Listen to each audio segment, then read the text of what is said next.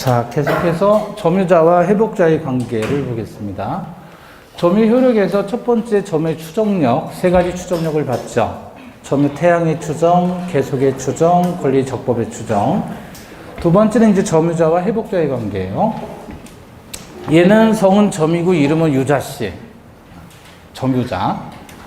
얘는 성이 회고 이름은 복자씨예요. 복자씨.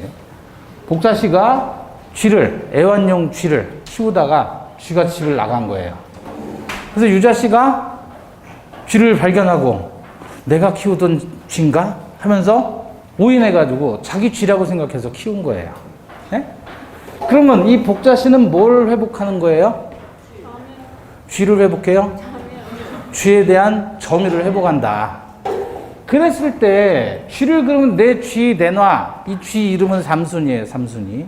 삼순이 내놔 그랬을 때 유자씨는 줘야 되겠죠. 남의 쥐를 키우면 안 되잖아요. 그죠? 그럼 줘야 되는데 이때 발생하는 문제가 삼순이 발생하는 문제가 점유자와 회복자의 관계에서 세 가지가 문제가 됩니다. 다만 전제 조건은 점유자와 회복자 사이에 임대차라든지 전세권 설정이라든지 지상권 설정이라든지 이러한 적법한 계약 관계가 없을 때 얘기해요. 그래서 사례 구성을 회복자가 삼순이를 빌려줬을 때가 아니라 얘가 집 나가서 돌아다니다가 얘가 점유자가 삼순이를 데리고 키웠을 때 이때가 문제가 되는 거예요. 그러니까 계약 관계가 없어야 됩니다. 이때 첫 번째 과실 취득권의 문제가 있어요. 점유자는 과실을 취득할 수 있다. 쥐가 있으면 쥐로부터 이렇게 새끼가 나왔단 말이에요. 이렇게. 네? 그럼 이 새끼를 낳았을 때 이 과실을 누가 취득하느냐? 점유자가 새끼라는 천연 과실을 취득할 수 있다는 거예요. 그럼 그 과실에는 천연 과실도 있고 법정 과실도 있겠죠. 요거를 점유자가 취득해도 되겠느냐? 키우는 동안에 할 수 있어요. 건물의 사용이익도 일종의 법정 과실에 준해서 봅니다. 그럼 이 경우에 점유자가 만약에 선이다라고 하면 과실을 취득해도 되고 악의의 점유자라면 과실 취득해서는 안 되고 취득한 과실은 반환해줘야 돼요. 이미 대가를 소비했다면 이미 소비해서 없어졌다면 과실이 없어졌다면 그때는 대가를 반환해야 됩니다. 결국 선의의 점유자는 과실을 취득할 수 있다. 그래서 복자씨가 우리 삼순이 여기 있죠? 주세요 그랬더니 삼순이를 주는 거예요. 줬는데 삼순이 만져보니까 배가 쑥 들어갔죠. 새끼 어쨌어 그랬더니 점유자가 먹었다 그래요. 먹어도 돼요? 누구라면? 점유자가. 선의의 점유자라면 새끼 먹어도 된다. 선의가 뭐죠? 본권이 있다고 오신한 점유자가 선의잖아요. 이때 선의의 점유자라고 해도 본권에 관한 소에서 패소하면 언제부터? 소 제기시부터 악의로 간주되고 소 제기시부터 악의가 되니까 그때부터는 과실 취득은 못하게 되는 거죠. 소 제기시부터 악의. 다만 주의하실 건 선의가 뭐라 그랬죠? 선의가 본권이 있다고 오신해야 되죠? 근데 오신할 만한 정당한 근거가 있어야 돼요? 근거도 없어야 돼요? 정당한 근거가 있어야 됩니다. 본권이 있다고 오신할 만한 정당한 근거가 있어야 되는데 만약에 근거가 없다 그러면 과실 취득에는 뭐가 있는 거예요? 과실이 있는 거예요. 아무런 근거도 없이 자기 거라고 오신했다. 말은 할 수 있지만 근거는 있어야 되지 않겠느냐. 어떤 점유자든 자기가 과실 취득하려면 나는 이거 내 삼순이라고 생각했습니다 라고 하면 그거에 맞는 근거는 제시를 해야 될 거 아니냐 그거예요. 그럼 근거도 없이 덮어놓고 내 거였어, 내 거라고 생각했어 라고 누구나 주장을 할 수 있을 거 아니에요. 그래서 과실 취득에 과실이 있다라고 하면 이때는 불법행위 책임을 지게 됩니다. 그러면 본권이 있다고 오신했다 그랬잖아요. 그럼 오신할 만한 정당한 근거가 있어야 된다 그랬죠. 근데 본권이 어떤 본권이냐면 과실 취득이 가능한 본권이어야 해요. 예컨대 자기가 선이라고 주장을 해요. 점유자가. 근데 너 왜 선이냐라고 했더니 난 본권이 있다고 믿었기 때문에 나는 과실 취득할 수 있는 겁니다 그래요. 그럼 너가 도대체 구체적으로 무슨 본권이 있다고 믿었냐 그랬더니 글쩍글쩍 하더니 저당권 그러는 거야. 저당권이 있다고 오신했대요. 그럼 원래 저당권이라는 권리가 있다고 해도 얘는 과실취득 못하는 권리잖아요. 점유할 수 있는 권리가 있다고 얘기를 해야 되는데 그게 지상권이나 전세권이라면 이해를 하겠지만 저당권과 같은 생뚱맞은 권리, 본권이지만 얘는 과실취득 원래 못하는 거잖아요. 과실취득이 정당화되기 위해서는 과실취득할 수 있는 과실취득이 가능한 본권이 있다고 오신했어야 된다. 그럼 이렇게 과실취득이 가능한 본권이 있다고 오신했다면 취득한 과실은 부당이득으로 반환한다는 거예요? 부당이득 반환하지 않는다는 거예요? 반환하지 않아도 돼요. 가져도 되는 겁니다. 자, 두 번째, 멸실 훼손에 대한 책임이에요. 점자의 과실로 점유물이 멸실 또는 훼손했을 때 회복자 소유의 삼순위를 멸실훼손시킨 거예요. 그럼 어떤 책임을 져야 되느냐 그랬을 때 여기 보시면 뭐예요? 냄비죠, 냄비. 우리 삼순위 주세요 그래서 갔더니 유자 씨가 극적극적 하면서 냄비 들고 나온 거예요. 거기에 뭐 나와 있어요? 다리 2개 남아있는 거예요. 다 먹고. 그러면 점유자가 선의자 동시에 자주점유였다. 선의자 동시에 자주점유자였다라고 했을 때 한해서 남은 이익만 돌려주면 됩니다. 현존이익, 선차, 현존이익. 만약에 악의 또는 타주다 그러면 이때는 무조건 손해 전부를 다 배상해줘야 돼요. 점유자의 과실로 점유물이 멸실 훼손되었을 때 점유자가 뭐였다면 선차, 현존이익. 선이익과 동시에 자주였다면 현존이익, 즉 다리 2개만 돌려주면 된다. 먹고 남은 거. 자, 예컨대 지상권이 있다고 오신한 점유자다 그러면 오신했으니까 뭐죠? 얘는 선이죠. 오신한 본권이 무슨 권이에요? 지상권이죠. 그럼 지상권이 있다고 믿은 사람은 소유의 의사가 있다 없다? 지상권이 있다고 믿었다. 지상권은 남의 물건 빌리는 거잖아요. 그럼 소유의 의사를 가져요 못 가져요? 못 갖잖아요. 따라서 얘는 선타가 되죠. 이렇게 되면 손해 전부 현존이익. 이때는 손해 전부. 다시 전세권이 있다고 오신했다. 오신했으니까 선이죠? 선이했는데 선의의 본권이 전세권이에요. 이것도 남의 거 빌리는 권리잖아요. 소유의 의사를 가져요 못 가져요? 못 갖죠? 선타죠. 따라서 이때는 손해 전부. 그럼 만약에 소유권이 있다고 오신했다 그러면 오신했으면 선이죠. 오신한 권리가 소유권이죠. 그럼 소유권이 있다고 믿었으니까 소유의 의사가 있겠죠. 따라서 이때는 선자가 되고 이때 한해서 현존이익 반환을 해준다. 세 번째,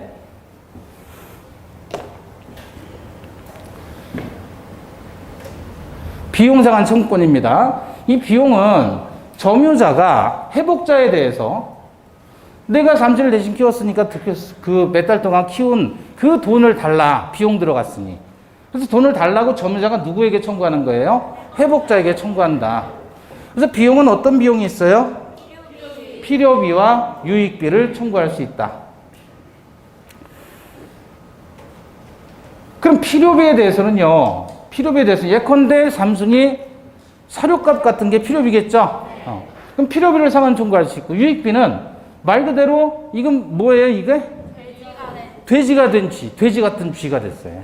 쥐인데 돼지가 돼버렸어요. 잘 먹어가지고. 가치가 증가했죠? 그럼 이땐 유익비가 되는 것이고 그랬을 때 과실을 취득한 점유자는 통상의 필요비는 상환 청구하지 못합니다.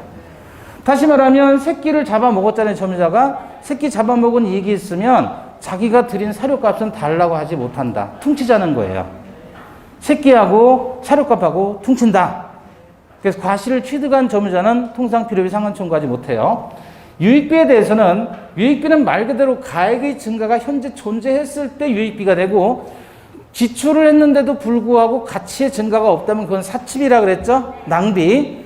가액의 증가가 현존했을 때 한해서 지출 금액이나 또는 가치 증가액 중에 누구의 선택이에요?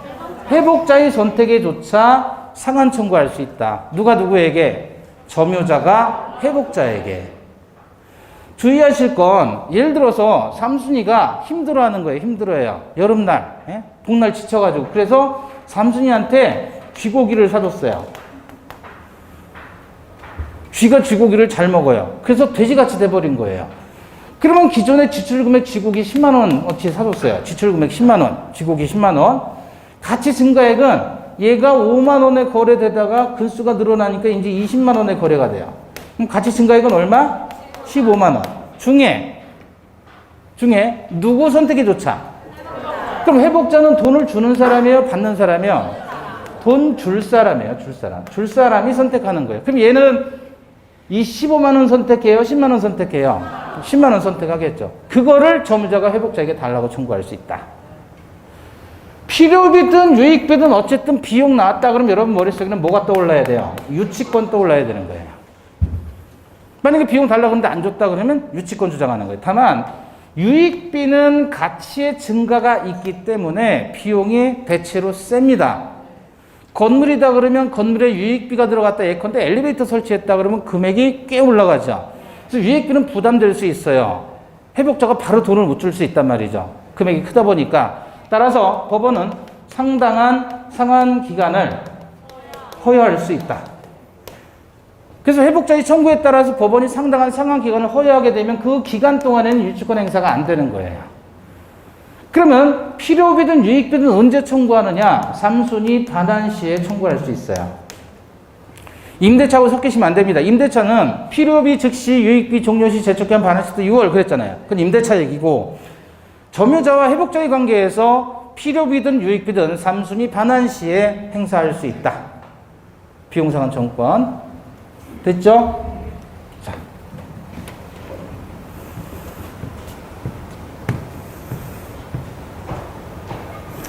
유익비에 대해서는 전세권에서도 똑같이 나오고요. 임대차에서 똑같이 나와요. 지상권도 마찬가지. 다 돈 줄 사람 선택입니다. 관련 문제 78페이지. 점유자와 회복자의 관계에 관한 설명 중 틀린 것 1번. 선의의 점유자가 본권에 관한 소에서 패소하면 소 제기 시부터 악의의 점유자로 된다. 맞죠? 2번. 선의의 점유자는 과실을 취득해도 통상의 필요비 상환 청구할 수 없다. 과실 취득한 점유자는 통상 필요비 상환 청구 안 되죠? 3번. 점유자가 필요비를 지출했을 때 가액의 증가가 현존한 경우에 한해서 상환 청구할 수 있다. 그래요? X. 어디가? 필요비가 아니라 유익비를 지출했을 때. 필요비는 가치를 유지하기 위한 비용이고 유익비는 가치를 증가시키는 비용이잖아요. 그죠? 그래서 필요비가 아니라 유익비로. 법원이 유익비 상환을 위해서 상당한 기간을 허여한 경우 유치권은 성립하지 않는다. 맞죠? 5번. 점유물이 점유자의 책임 있는 사유로 멸실된 경우 소유의 의사가 없는 점유자는 선인 경우에도 손해 전부를 배상해야 된다. 선자 현존이익이니까 소유의 의사가 없는 점유자라면 손해 전부죠. 맞습니다. 82페이지 7번입니다. 점유자와 회복자의 관계에 관한 설명 중 옳은 것 1번. 선의의 점유자가 취득하는 과실에 점유물의 사용이익은 포함되지 않는다. 건물의 사용이익도 법정 과실에 준한다 그랬잖아요. 포함됩니다. 2번. 선의의 점유자가 본권에 관한 소에서 패소하면 판결 확정 후부터 수취한 과실에 반환 의무가 있다. 아니죠? 어디가 틀렸어요? 소 제기 시부터 악의로 간주하니까 소 제기 시부터 과실 반환의 의무가 있는 거죠. 소 제기 시. 3번. 점유물이 점유자의 귀책 사유로 훼손된 경우에 선의의 점유자는 소유의 의사가 없더라도 이익이 현존한 한도에서 배상 책임이 있다. 틀렸죠? 어디 가요? 소유의 의사가 없다면 손해 전부지 현존 이익이 아니죠. 4번. 회복자로부터 점유물의 반환을 청구받은 점유자는 유익비 상환을 청구할 수 있다. 맞아요? 유익비 청구할 수 있잖아요. 네. 5번. 점유물의 소유자가 변경이 됐을 때 점유자는 유익비 지출 당시에 전 소유자에게 비용의 상환을 청구해야 된다. 지출 당시에 소유자에게 비용 상환 청구하는 게 아니고요. 반환 시에.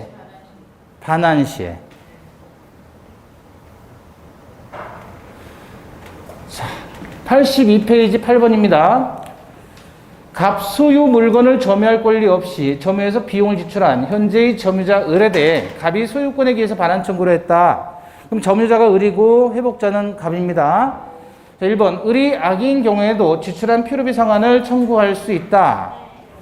필요비나 유익비는 선의 악의를 따지지 않습니다. 그죠? 맞고 2번 을이 본권의 소에서 패소한 경우에 판결 확정 후부터 수취한 과실은 갑에게 반환해야 된다. 본권에 관한 소에서 패소하면 어떻게 되죠? 소 제기 시부터 악의로 간주하니까 틀렸죠. 수취한 과실은 판정 확정 후부터가 아니라 소 제기 시부터. 3번 을의 책임 있는 사유로 물건을 훼손했을 때 을이 소유의 의사를 가진 선의의 점자라고 하면 이익이 현존하는 한도에서 배상해야 된다. 선자 현존이 맞습니다. 4번 을이 유익비를 지출했을 때 가액의 증가가 현존한 때에 한해서 갑의 선택에 따라 지출 금액이나 증가액의 상환을 청구할 수 있다. 회복자 선택이죠? 맞습니다. 5번 을이 갑에게 점유물을 반환할 때 지출한 비용의 상환을 청구할 수 있다. 결국 비용 상환 청구는 삼순위 반환 시다 그랬잖아요. 반환할 때. 자, 점유의 소와 본권에 관한 소를 보는데 지금 그림상 갑이 자전거를 가지고 있는 소유자인데 도인이 자전거를 훔친 거예요. 이랬을 때 갑은 두 가지예요. 소유권에 기인한 반환 청구할 수 있고 또 점유권에 기인한 반환 청구할 수 있고 둘 중에 하나입니다. 이거는 본권에 관한 소고 이거는 점유에 관한 소죠. 서로 별개인 거예요? 같은 거예요? 별개인 거예요. 얘는 본권을 주장하는 것이고 얘는 점유권을 주장하는 것입니다. 그래서 소유권에 기인한 반환 청구는 본권의 소, 점유권에 기인한 반환 청구는 점유의 소인데 본권에 관한 소와 점유에 관한 소는 서로 별개입니다. 그래서 서로 영향을 미치지 아니한다라고 얘기를 하는 거예요. 다시 말하면 소유권을 주장을 하면 본권을 주장하면 본권만 가지고 얘기하는 것이고 그래서 얘가 소유물 반환 청구 소송을 제기했는데 졌어요. 그리고 나서 다시 점유물 반환 청구 소송해도 되느냐 그 말이에요. 되죠. 왜냐하면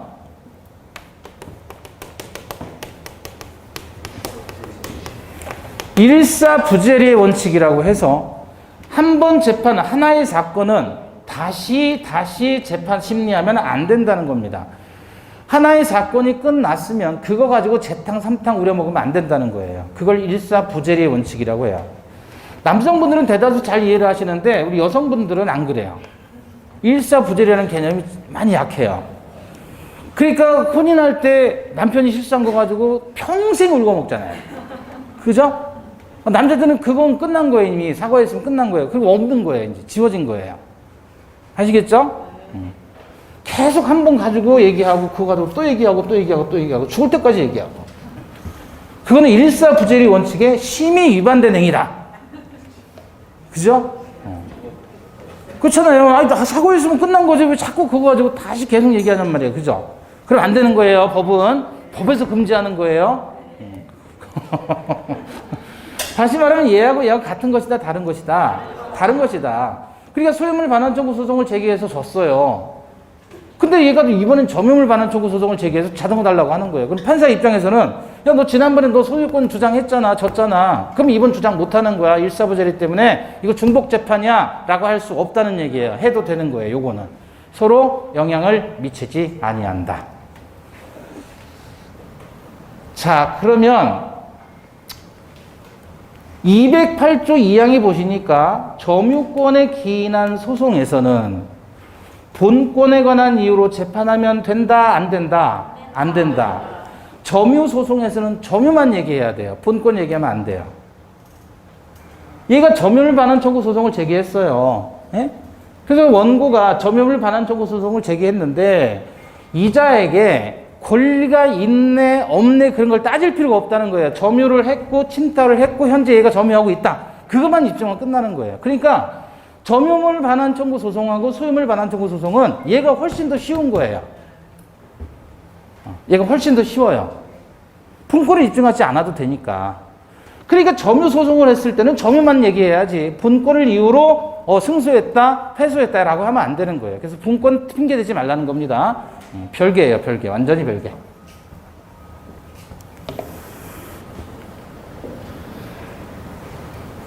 점유보호청권. 그래서 이제 지난번에도 지난 시간에 우리가 본 건데 점유물 반환 청구와 소유물 반환 청구권을 비교해 주자. 그래서 세 가지가 다르다 그래서 첫 번째 점유물 반환 청구는 점유 침탈 시에만 반환 청구권이 허용이 됩니다. 침탈 시. 이때 침탈이라는 것은 의사의 반환 점유 상실이에요. 의사의 반환 점유 상실. 그래서 두 가지는 침탈이 아니라 그랬죠. 기망에 의한 점유 이전은 침탈이 아니다. 또 왜냐하면 의사에 의한 점유 이전이니까. 두 번째는 직접 점유자의 점유 이전은 간접 점유자의 의사에 반하더라도 침탈이 아니다. 직접 점유자도 점유권을 가지고 있기 때문에. 그래서 이 두 가지의 경우에는 점유물 반환 청구할 수 있다는 거예요? 없다는 거예요? 없다. 소유물 반환 청구는 제한이 없는데 반해서 점유물 반환 청구는 이러한 제한이 있습니다. 침탈에 의해서만 반환 청구권 행사할 수 있고, 두 번째, 점유물 반환 청구는 1년의 제척기간이 적용되는데 이 기간은 무슨 기간? 출소기간이다. 그래서 민법에서 출소기간 말은 여기서 딱 한 번만 쓰는 거예요. 점유 침탈 시로부터 1년 내에만 행사할 수 있고, 세 번째, 선의의 특별 승계인에 대해서는 점유물 반환 청구가 제한됩니다. 허용되지 않아요. 그래서 갑이 소유자이고 을이 점유자이고 지금 갑의 자동차를 을이 침탈을 했어요. 그러다가 을이 다시 병에게 팔아먹은 거예요. 매매해서. 그럼 얘는 선의의 특별 승계인이죠. 선의의 특별 승계인. 얘에 대해서는 갑은 점유물 반환 청구할 수 있다, 없다? 없다. 왜냐하면 선의의 특별 승계인을 더 보호하겠다는 뜻이에요. 그런데 소반점은 이 세 가지 제한이 없다는 거죠. 소유물 반환 청구권은. 이거는 점에 관한 소고 소유물 반환 청구는 본권에 관한 소잖아요. 그래서 얘는 제한을 세 가지를 둔다. 이게 소반청하고 다른 점입니다. 관련해서 81페이지, 82페이지 1이에요, 2예요. 1페이지 5번. 점유권에 관한 설명 중 틀린 것 1번 보시면 전후 양시점의 점유자가 다르더라도 점유의 승계가 증명된다면 점유 계속은 추정된다. 맞죠? 2번 법원이 유익비 상환 청구 기간을 6개월을 허여한 경우 점유자는 유예기간 동안에 점유물에 관하여 유치권 행사할 수 없다. 그쵸? 3번 직접 점유자가 그 점유를 임의로 양도한 경우 그 점유 이전이 간접 점유자의 의사에 반하더라도 간접 점유가 침탈된 것은 아니다. 맞죠? 이때는 반환 청구 안 된다 그랬습니다. 4번 점유자가 본권에 관한 소에서 패소한 경우 패소 확정 시부터 악의로 본다. 틀렸죠? 소 제기 시부터. 5번 점유자의 승계인인 자기의 점유만을 주장하는 경우 전 점유자의 점유가 타주 점유인 경우 현 점유자의 점유는 자주 점유로 추정된다. 그렇죠? 어쨌든 자주 점유는 추정된다 그랬단 말이에요. 81페이지 6번입니다. 1번 점유권에 기인한 소는 본권에 관한 이유로 재판할 수 없다. 점유권하고 본권은 완전히 별개니까 서로 섞으면 안 됩니다. 2번 점유자는 소유의 의사로 과실 없이 점유한 것으로 추정한다. 틀렸죠? 무과실은 추정되지 않습니다. 3번 매매계약을 원인으로 토지의 소유자로 등기한 자는 통상 이전 등기를 할 때 토지를 인도받아 점유한 것으로 보아야 한다. 통상적으로는 그렇겠죠. 4번 물건을 매수해서 점유하고 있으나 매매가 무효인 것을 모르는 매수인은 자주 점유자이다. 매매계약의 무효사유를 모르는 점유자, 매수인은 무효사유를 모르니까 당연히 자주가 되겠죠. 근데 만약에 매매계약에 무효가 있다는 사실을 알고 한 매수인의 점유는 그때는 타주입니다. 5번 점유자가 유익비를 지출했을 때 회복자의 선택이 조차 지출 금액이나 증가액의 상환을 청구할 수 있다. 맞죠? 자, 이제 소유권으로 넘어갑니다. 소유권이 워낙에 양이 많아서요. 개관을 먼저 봐요. 그래서 소유권은 기본적으로 소유권의 의의, 부동산 소유권의 범위, 그래서 정당한 이익이 있는 한 지상과 지하에 미친다 그랬죠. 상린관계, 상린관계는 린이 이웃린이라 그랬어요. 이웃지간에 서로서로 봐주는 관계. 그 다음에 소유권의 취득 원인에 의해서 두 가지로 나누는데 법률 규정에 따른 소유권의 취득 원인과 법률 행위에 따른 취득 원인이에요. 그 중에서 법률 규정에 따른 취득 원인이 뭐 있었어요? 무주물 선점, 유실물 습득, 매장물 발견, 부합, 분화, 가공, 취득, 시효, 선의취득. 몇 개? 8개. 물건도 몇 개? 8개. 무주물 선점, 유실물 습득, 매장물 발견, 부합, 분화, 가공, 취득, 시효, 선의취득에서 8개가 법률 규정에 따른 소유권의 취득 원인이 되고 요게 바로 원시 취득 사유가 되는 거예요. 원시 취득. 그럼 범죄행위에 의한 소유권 취득은 나 얘기할 필요가 없죠. 그거는 앞에서 187조에서 본 거잖아요. 그죠? 그 다음에 물권적 청구권. 그래서 소유물 반환 청구, 방해 제거 청구, 방해 예방 청구와 관련된 거. 그 다음에 공동 소유. 이렇게 하면 소유권 자체가 끝나요. 그럼 내용이 별거 없잖아요. 그죠? 그 중에서 뭘 보셔야 되냐면 요거. 제일 중요한 게 취득시효. 또 중요한 거 뭐예요? 요거. 사례 형태 문제를 해결하는 게 제일 중요하고. 두 가지는 매년 나오니까. 이것도 당연히 중요한 거예요. 특히 소유물 반환 청구와 관련해서 미등기 건물의 매수인의 법적 지위. 소유자는 그 수에 속한 물건을 점유한 자에 대해서 반환을 청구할 수 있다. 그러나 점유자가 점유할 권리가 있을 때는 반환을 거부할 수 있다. 그게 213조잖아요. 그거 관련해서 미등기 매수인의 법적 지위도 같이 보셔야 되고. 그 다음에 또 하나 찍으라 그러면 요거죠, 요거. 이게는 안 나와요, 안 나오고. 상린관계 쬐끔 일부, 어쩌다 한 번씩 등장하는 거. 그 정도만 보시면 되는 거예요. 이게 처음부터 다 이렇게 다 보실 필요 없어요. 이런 건 안 나오니까. 이런 거를 한 문제 내기는 너무 아까워요. 출제자 입장에서도.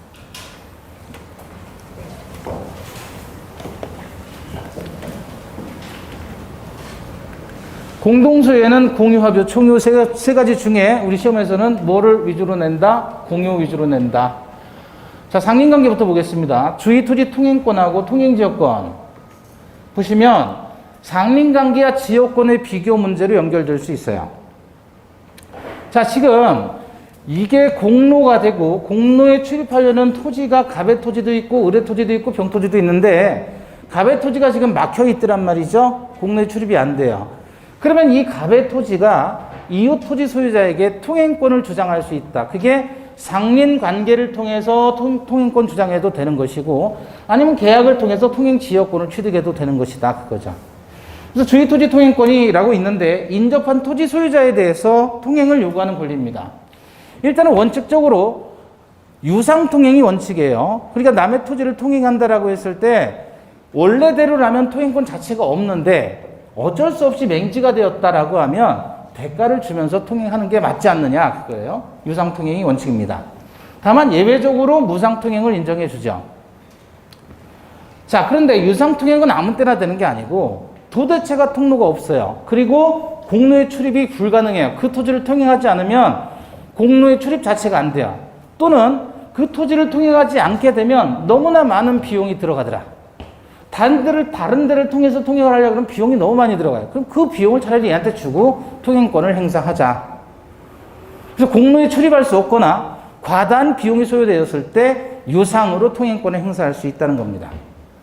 다만 예외적으로 무상통행은 언제 하는 거예요? 공유 토지가 분할되었거나 일부 양도 시에. 원래대로라면 공로가 있고 한 필의 토지예요.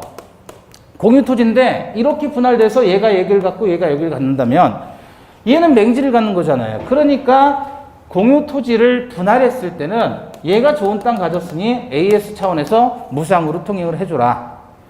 또는 원래는 한 필의 토지였는데 갑 한 필의 토지였는데 얘가 분필해가지고 을에게 팔아먹은 거예요. 요만큼. 뭐 한 거죠? 일부를 양도했어요. 그럼 이 을이라는 사람은 요 잘린 맹지를 받았으니까 판 얘한테 AS 차원에서 무상통행권 행사해달라 이거예요. 그래서 공유토지가 분할했거나 일부 양도됐을 때, 그랬을 때는, 그때는 무상통행인데, 다만 분할자, 상호간, 일부 양도 당사자, 상호간에만 무상통행이지, 즉, 저들끼리만 무상이지, 그 토지의 양수인에게는 무상통행 주장하지 못한다. 이거죠. 갑이 일부를 을에게 양도했어요. 그리고 이 부분은 병에게 팔았단 말이에요. 그럼 얘는 얘한테 무상통행 주장할 수 없고, 이때는 다시 유상으로 가는 거예요. 당사자 간에만 무상통행이지 특별 승계인에게까지 무상통행을 주장하지는 못한다.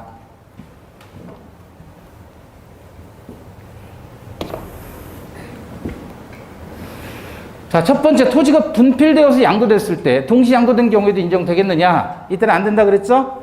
그들끼리만 무상이고 특별 승계인에 대해서 당사자 간에만 무상이고 특별 승계인에 대해서는 다시 유상으로 전환된다. 두 번째, 현재 토지 용법에 따른 이용의 범위 내에서만 인정이 됩니다.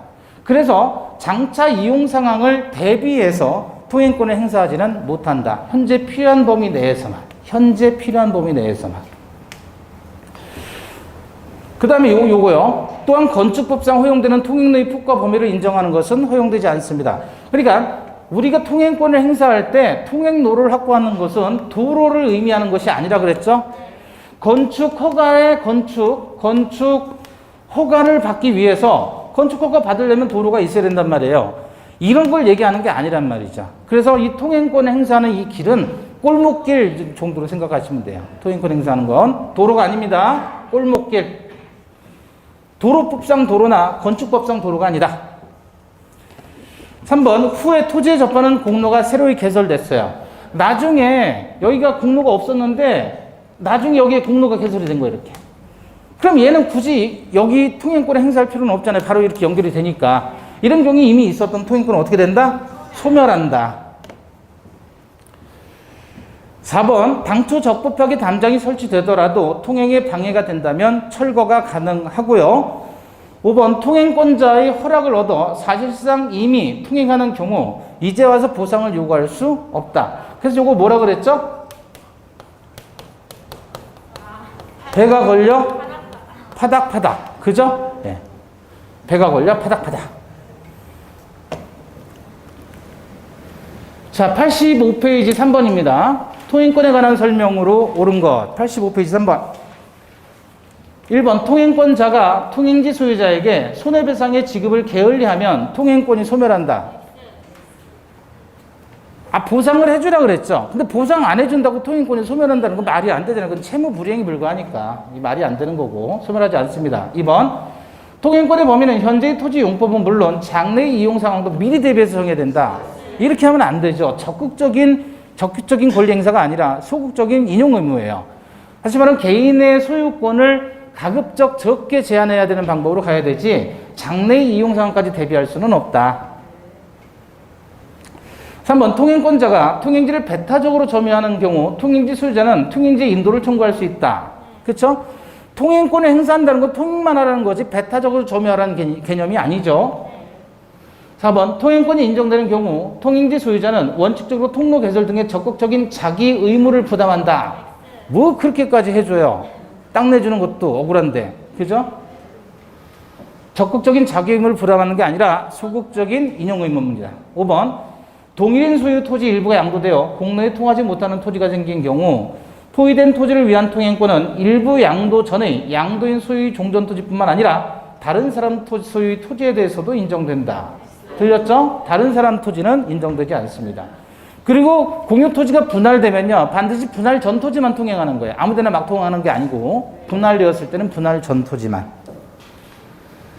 85페이지 4번입니다. 옳은 것 1번 통행권자는 담장과 같은 축조물이 통행에 방해가 되더라도 그 철거를 청구할 수 없다. 통행에 방해가 되면 철거를 청구할 수 있습니다. 2번 토지 분할로 무상 통행권을 취득한 분할 토지의 소유자가 그 토지를 양도하면 양수인에게는 무상주의 토지 통행권이 인정되지 않는다. 저들끼리만 무상이라고 그랬잖아요. 그죠? 3번 소유 토지의 용도에 필요한 통로가 이미 있더라도 그 통로를 사용하는 것보다 더 편리하다면 다른 장소로 통행할 권리가 인정된다. 안 되죠? 편리하다는 이유로 다른 장소 통행할 권리는 인정하지 않습니다. 4번 기존의 통로가 있으면 그것이 당해 토지 이용에 부적합해서 실제로 통로로서의 충분한 기능을 하지 못한 때에도 주의 토지 통행권은 인정되지요. 배가 걸려 파닥파닥해요. 5번 주의 토지 통행권은 일단 발생하면 나중에 그 토지에 접하는 공로가 개설되어 통행권을 인정할 필요가 없어지더라도 소멸하지 않는다. 소멸되지요. 네. 자, 86페이지 5번입니다. 옳지 않은 거 1번 통행권은 통행의 시기나 횟수, 통행 방법 등을 제한해서 인정할 수 있다. 경우에 따라서 제한할 수 있겠죠. 2번 통행권을 인정할 필요성이 없어지게 된 경우 통행권은 소멸한다. 맞지요? 3번 통행권은 기존의 통로가 있더라도 실제로 통로로서의 충분한 기능을 하지 못하는 경우에도 인정이 된다. 실제로 통로로서의 충분한 기능을 하지 못해요. 배가 걸려서 파닥거리고 있어요. 그럼 통행권 인정돼야 되죠?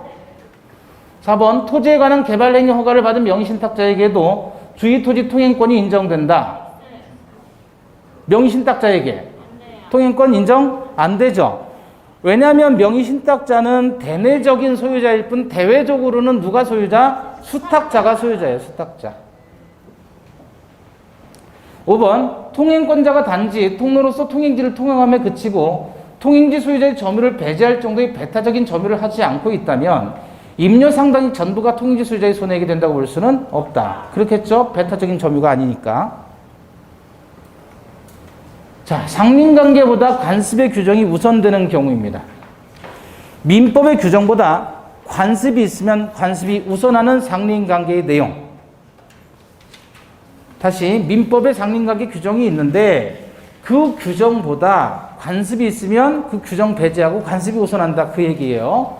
그래서 민법의 규정보다 관습이 우선하는 경우 첫 번째 경계선 부근의 건축은 몇 미터 띄어야 돼요?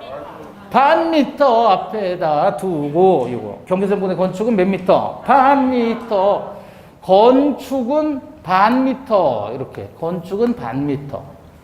그럼 노래도 있잖아요. 반 미터 앞에다 두고. 근데 경계선 부근의 건축 그랬더니 반 미터예요. 경계선 부근의 건물을 축조할 때는 반 미터다 그러면 맞아요? 건물 축조를 줄이면 건축이잖아요. 네? 네, 맞는 거예요.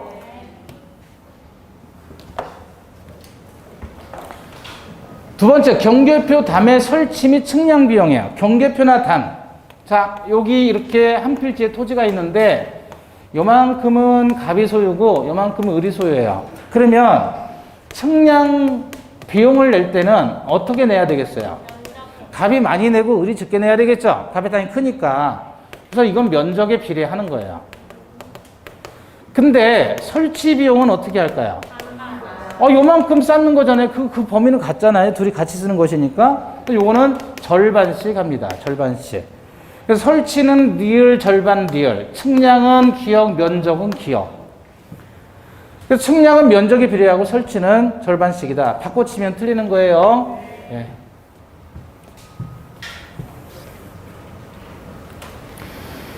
설치는 절반, 리을, 리을. 측량은 면적, 기역, 기역. 이렇게 연결시키고. 공유 하천 용수권이에요. 공유하는 하천이죠? 그럼 물 끌어다 쓰는 권리. 혼자만 독차지하지 말라. 위, 아래 사람들이 너나 써라. 그 얘기가 공유 하천 용수권입니다. 수류 변경 금지예요. 자, 요걸 뭐라고 하냐면 안이라고 해요. 안. 언덕 안자인데 요 부분은 안이라고 해요. 안. 그럼 요게 뭐예요, 지금? 수로. 물길. 그걸 뭐라 그러죠? 국어 그래요. 국어. 한자로 국어. 또랑이라고 하는 거예요. 그 또랑으로 물을 대가지고 농사를 질 거 아니에요. 그죠? 그랬을 때 그 안쪽 벽면을 안이라고 합니다. 안.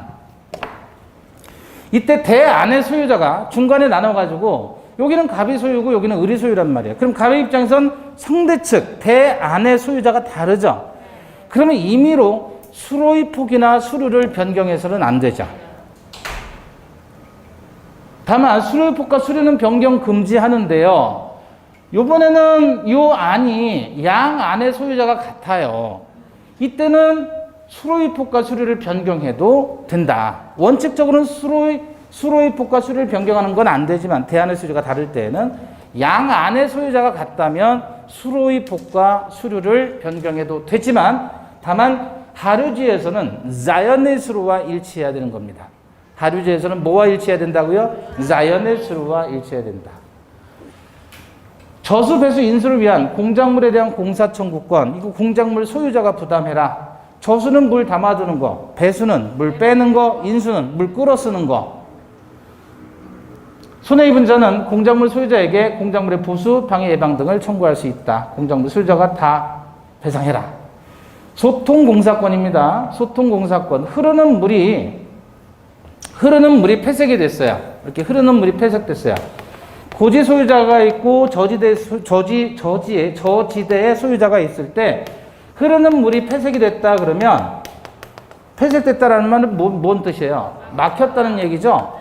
그러면 고지 소유자가 소통에 필요한 공사를 해야 되느냐 저지 소유자가 해야 되느냐 그거예요.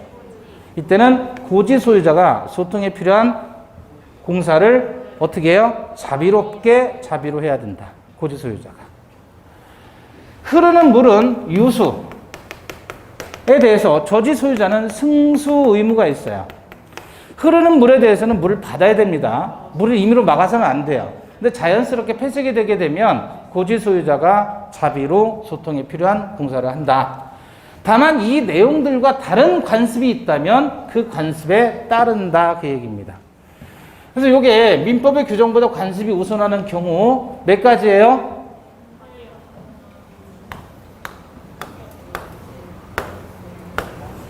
이렇게 해서 암기했었죠. 건설에 필요한 용수 담아두는 통, 건설, 용수, 저수통, 이렇게. 네? 건설, 용수, 저수통. 저수는 아예 그냥 두 글자니까 저수통, 이렇게. 그리고 요거는 민법의 규정보다도 관습이 우선하는 경우다. 상린관계에서 몇 개예요? 건설, 용수, 저수통 6개예요, 6개. 요것만 기억하시면 한 문제거리는 되니까.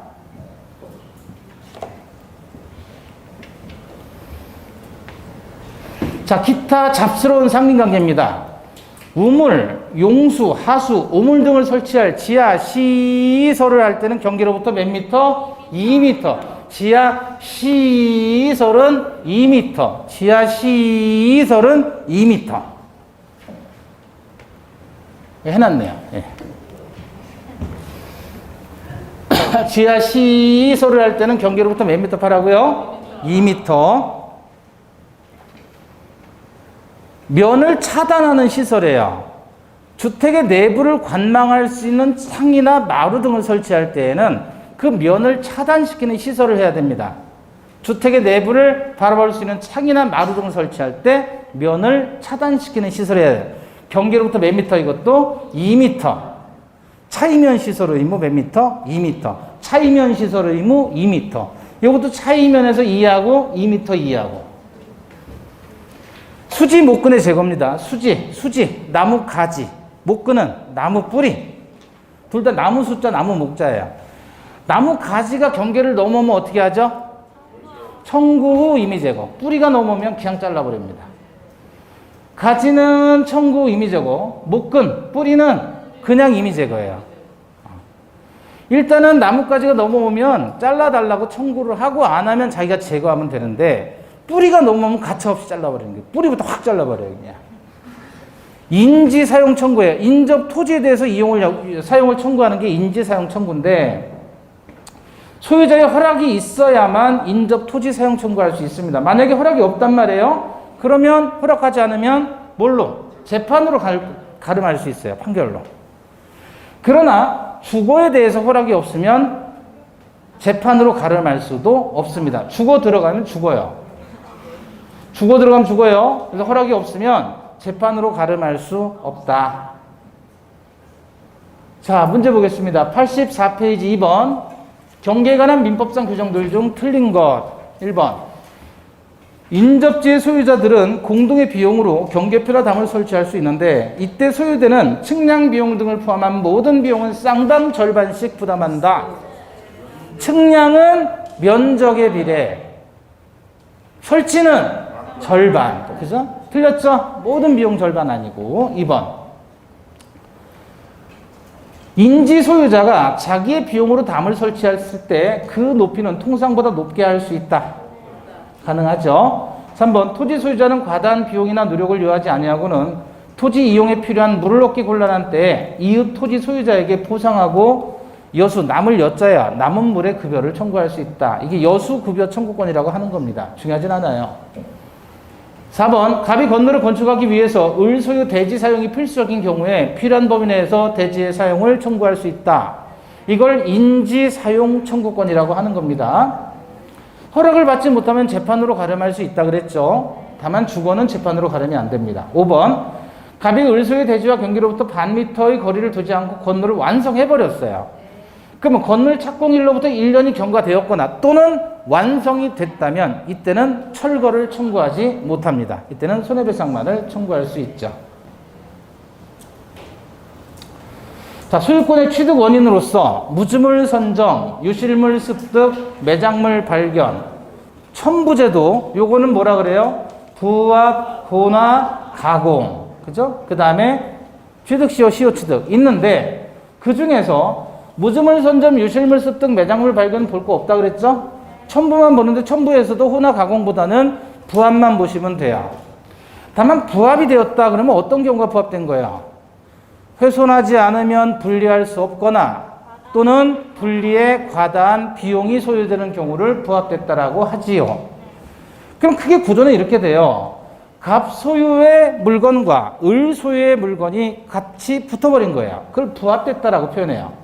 그래서 갑 소유의 부동산과 을 소유의 동산 또는 갑 소유의 이렇게 동산이 부합되면 이때는 부동산 소유자가 동산 소유권을 취득합니다. 갑 소유의 동산과 을 소유의 동산이 결합됐을 때 이때는 어떻게 되죠? 주된 동산 소유자가 나머지 물건의 종된 동산의 소유권을 취득하되 주종을 구별할 수 없을 때에는 가액 비율로 합성물을 공유하자. 혼화는 화학적인 결합이죠. 이건 동산 간의 결합이다. 그래서 혼화는 뭐 생각하시라고 그랬어요? 폭탄주 생각하시라고요. 갑소의 막걸리와 을소의 소주가 결합됐다. 소막이라고 하죠. 그럼 누가 갖느냐? 주된 동산 소유자가 소유권을 취득하되 주종을 구별하지 못한다면 합성물을 공유하는 겁니다. 가액의 비율로. 가공은 갑소의 동산에 뭐가 결합된 거예요? 노력이 결합됐어요. 그래서 갑이 목판의 소유자고 을이 그 목판을 주워다가 깎아가지고 인형을 만들었다. 그럼 원래 원칙은 그 인형에 대해서는 누가 소유권을 취득하냐면 재료주의, 원재료의 소유자가 소유권을 취득하지만 다만 그 가공물의 가액의 증가가 현저할 때에는 가공자가 소유권을 취득한다. 다 잊으시고 다 필요 없이 부합만을 기억하시면 돼요. 보면 자, 부합 보시면 일단은 권원이 있느냐 권원이 없느냐를 따져야 되고 권원이 있으면 그럼 다시 두 가지로 나눠서 독립물인가 독립물이 아닌가를 따져야 돼서 독립물이라면 권원도 있고 독립물이라면 그때는 부합되지 않고요. 이 두 가지의 경우에는 부합이 되는 겁니다. 하나씩 보면 요건 부합이 되고 자, 갑수의 토지인데 갑토지예요. 근데 을이 권원이 없어요. 땅 이용권이 없이 나무를 심었어요. 그럼 나무는 갑의 소유권에 귀속된다. 권원이 없으면. 이걸 부합됐다라고 하는 거예요. 대신 갑은 나무값을 을에게 주면 되겠죠. 두 번째, 갑수의 건물입니다. 을이 전세권자예요. 권원이 있죠. 근데 여기다가 얘가 타일을 시공했어요. 타일은 독립된 물건이 아니잖아요. 그럼 그 타일은 갑에게 귀속이 되는 거예요. 그리고 타일 값을 주면 되는 것이고. 세 번째, 갑 소유 토지인데 을이 지상권을 가지고 있어요. 토지 이용권이 있죠. 이 상태에서 나무 심었어요. 그럼 나무는 토지 소유권에 부합 안 되죠. 그때 을이 소유하는 겁니다. 을이. 그래서 공식대로 가시면 돼요. 부합은 권원이 있다 없다. 있으면 독립물이다 아니다. 그러니까 을이 자기가 토지 이용권을 취득해서 나무를 심으면 그건 나무는 을 거죠. 당연히. 그렇죠? 자, 문제 보겠습니다. 91페이지. 부합에 관한 설명으로 틀린 것 1번. 부동산 간에도 부합이 인정될 수 있다. 우리가 아까 봤듯이 부합은 부동산 플러스 동산이나 동산 간의 부합만을 규정을 해놨잖아요. 판례는 부동산의 부합도 인정을 해준다라는 게 판례 입장입니다. 그래서 부동산 간에도 부합이 인정될 수 있어요. 이건 우리 판례고. 자연적인 원인에 의한 부합이 인정된다. 부합의 원인이 자연적인 것이든 인공적인 것이든 상관없습니다. 3번 저당권 설정 이후에 부합한 물건에 대해서 저당권의 효력이 미칠 수 없음을 약정할 수 있다. 원래 저당권의 효력은 부합물과 종물에 미치고 저당권 설정 전후를 불문하고 미치죠. 다만 그건 강행 규정이 아니니까 얼마든지 다름을 약정할 수 있습니다. 4번 건물 임차인이 권원에 기해서 증축한 부분에 구조상 이용상의 독립성이 없더라도 임대차 종료 시 임차인은 증축 부분의 소유권을 주장할 수 있다. 자, 임차인은 권원이 있는 거죠.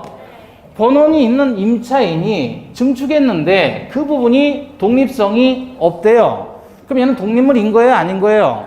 독립물이 아닌 거면 부합이 돼요? 안 돼요? 부합이 되잖아요. 독립물이 아니라면.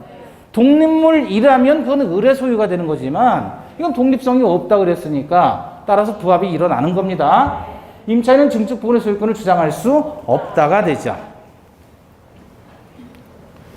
5번 부동산에 부합한 동산의 가격이 부동산 가격을 초과해도 동산의 소유권은 원칙적으로 부동산 소유자에게 귀속된다. 자, 여기 갑소유의 토지가 평당 10,000원이에요. 평당 10,000원.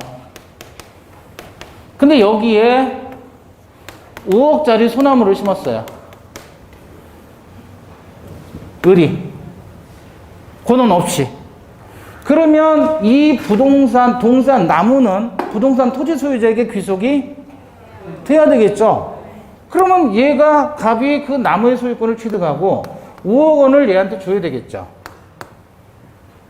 그쵸? 이게 원칙이라는 거예요. 다만 자기들끼리 합의해서 얘 그냥 10,000원 주고 땅 파는 게 더 나을 수도 있잖아요. 그거는 합의에 의해서지만 원칙적으로 부동산 소유자가 동산 소유권을 취득하는 겁니다. 따라서 맞아요? 틀려요? 맞죠. 92페이지 1번 타인의 임야에 권한 없이 심은 수목의 소유권은 임야 소유자에게 귀속한다. 맞아요? 권한 없이 했잖아요. 그러면 부합이 되니까 맞습니다. 2번 건물의 증축 부분이 기존 건물에 부합된 경우 부합이 됐다 그랬어요. 증축 부분이. 그럼 기존 건물에 대한 경매 절차에서 경매 목적물로 평가되지 않았다고 할지라도 경락인은 부합된 증축 부분의 소유권을 취득하지요. 이미 부합이 됐다 그랬으니까. 이거 독립물이 아니라는 얘기잖아요. 그러면 경락인은 취득하는 거죠. 3번 부합으로 인해서 소유권을 상실한 자는 부당이득의 요건이 충족되는 경우에 보상 청구할 수 있다. 맞고요. 4번 지상권자가 지상권에 의해서 토지에 부속시킨 물건은 지상권자의 소유로 된다. 권한이 있죠. 그죠? 부합의 법리로 보시는데요. 권한이 있고 권한이 있는데 부속시킨 물건이라고 그랬어요. 지상권에 의해서. 그죠? 그럼 부속시킨 물건인데 지상권 권한이 있기 때문에 그 물건은 지상권자 소유 되는 거죠. 부속시킨 물건이라고 표현한 것은 이게 완전히 부합됐다라는 표현이 아니란 말이에요. 그냥 부속시킨 물건이다. 그래서 완전히 붙어가지고 독립된 물건이다 아니다 그 말을 이렇게 완화시켜서 뿌린 거예요. 그러니까 이거 알아서 이해를 하셔야 되고. 5번 타인의 토지에 권한 없이 건물을 지은 경우 건물은 토지에 부합한다. 토지와 건물은 별개의 부동산이니까 절대로 건물이 토지에 부합하는 일은 없습니다. 다만 철거되느냐 안 되느냐의 문제이죠. 자, 92페이지 2번 부합에 관한 설명도 틀린 것. 1번 그러니까 여러분 보시면 부합에서는 크게 어려운 게 나올 게 없는데 나온다 그러면 굳이 복잡하게 낸다 그러면 이거예요. 권한에 의해서 증축을 했다. 그러면 증축했을 때 그것이 독립물이냐 아니냐만 따지면 간단한 거예요. 그죠? 그래서 건물이 임차인이 임차한 건물에 권한에 의해서 증축을 했다 하였더라도 그 부분이 기존 건물이 구성 부분이 된 때 그랬어요. 구성 부분이 된 때라는 말은 독립물이다 아니다? 아니라는 거죠. 그럼 건물 소유자가 소유권을 가진다. 맞아요? 2번 을 소유 토지를 임차한 갑의 승낙마를 얻은 병이. 자, 을이 소유자고 그 땅을 임차한 갑이에요. 그러면 얘가 임대인, 얘는 임차인. 임차인의 승낙마를 얻은 병이에요. 그럼 얘는 전차인. 그죠? 전대차 계약은 임대인의 동의 승낙이 필요해요? 필요 없어요? 임대인 동의가 있어야 되죠? 근데 얘는 지금 임차인의 승낙마를 받았지 임대인의 동의가 없었단 말이에요. 그렇다면 얘는 무단 전차인이에요? 아니면 적법한 임차인이에요? 전차인이에요? 이건 무단전대잖아요.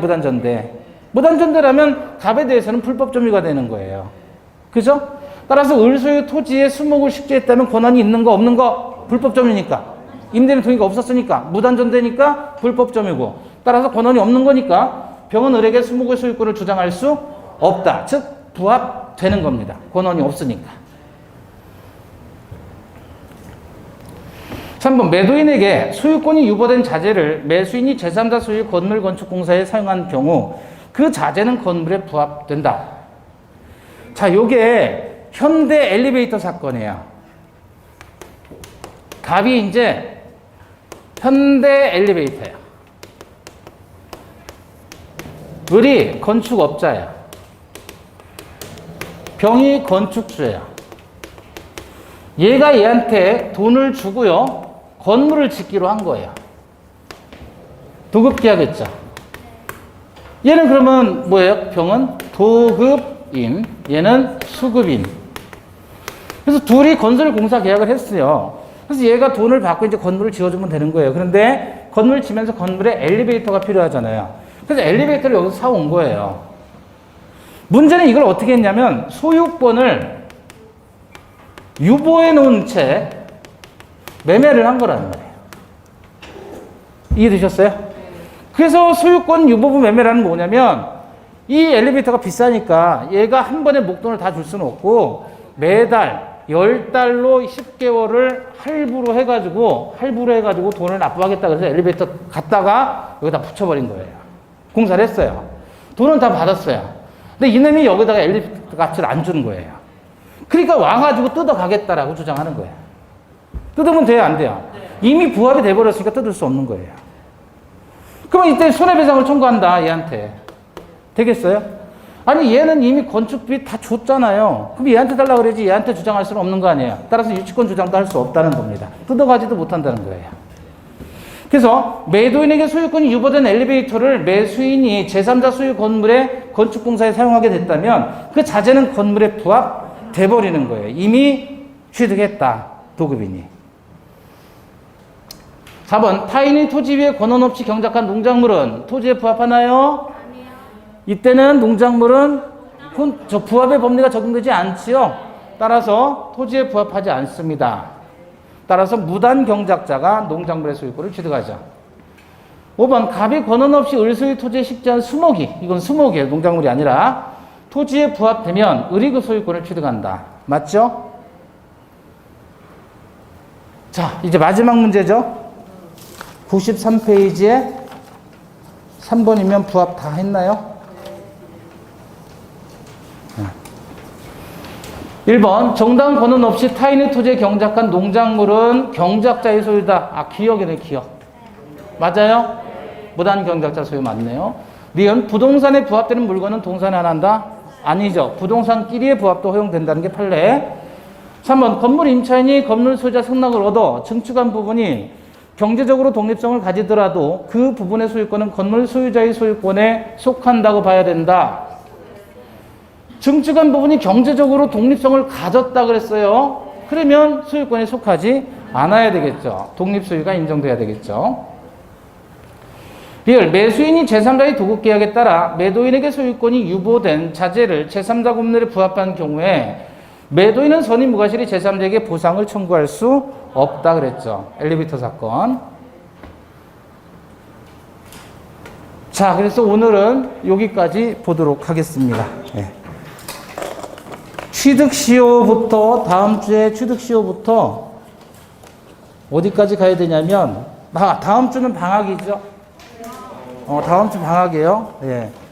그럼 다음 주니까 시간 널널하죠. 예. 그래서 유치권까지 공부를 해오시면 되겠습니다. 유치권까지. 다음 주에 뵙겠습니다. 다음 주에 푹 쉬시고요. 네, 수고하셨습니다. 감사합니다.